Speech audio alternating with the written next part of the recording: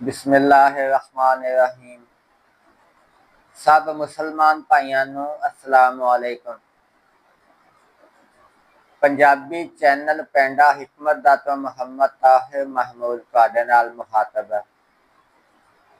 अज मैं तुहानू एक नुस्खा दसना जिहड़ियां खवातीन नू हैज़ दा खून ज़्यादा हुंदा है ਉਹਦੇ इलाज वास्ते। पिनसाल की दुकान तो अस्पंज लै लो जिन्नी तुहानू लोड़ आ। अस्पंज घर लिया के साफ कर लो ते लोहे की कढ़ाई च पा के चूल्हे ते रखो ते लक्कड़ की अग बालो थले। गैस या सिलेंडर हीटर की अग ते नहीं इनू रखना। लक्कड़ की अग ते रखो तेनू हिलाउंदे रहो हौली हौली विच किसी लकड़ी दे नाल। जदों यह स्पंज सड़ के सुआह हो जाए बिल्कुल तो कढ़ाई अग तो ला लवो।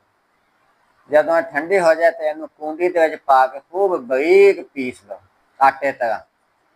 इनू संभाल लो तो सुबह शाम बिल्कुल खाली पेट एक एक माशा एक ग्राम जिन्ना हुंदा। अंग्रेजी विच ग्राम कहंदे आ ते पंजाबी विच या उर्दू विच इनू माशा कहंदे। एक एक माशा सुबह शाम बिल्कुल खाली पेट ताज़े पानी नाल वो खातून खावे। बाद विच कम अज कम पौना घंटा कोई चीज़ ना खावे पीवे।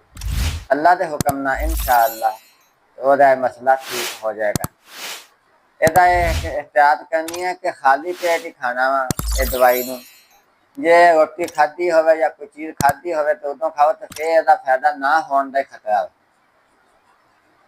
तो जी खतून है ज़्यादा गर्म तसीर चीज़ों तो परहेज करे। ज़्यादा गर्म तसीर चीज़ां जिहड़ियां वा वो ना खावे पीवे। दूजा ये इसे स्पंज का जोड़ा तुसीं साड़िया होएगा तो बरीक किया होएगा। एक होर फायदा भी है कि जिस बंदे की या किसी की माई भैन की नक्सीर फुट पैंदी है, नक दे विचों खून आउण लग पैंदा, इनू नक्सीर कहंदे आ। ते ओनू लटा के इदां मंजे ते यही जिहड़ी दवाई है एक चुटकी एक चुटकी दोवां नासां दे विच ओहदे पा दे तो पिछां नासां नूं साह खिच के तां मगज नूं चढ़ावे। अल्लाह के हुक्म नाल ओहदी नक्सीर हट जाएगी।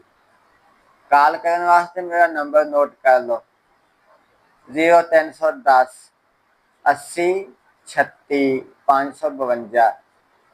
तो जे व्हाट्सअप करना हो मैसेज तो मेरा साथी है एक व्हाट्सअप का नंबर 0308 448 50 84।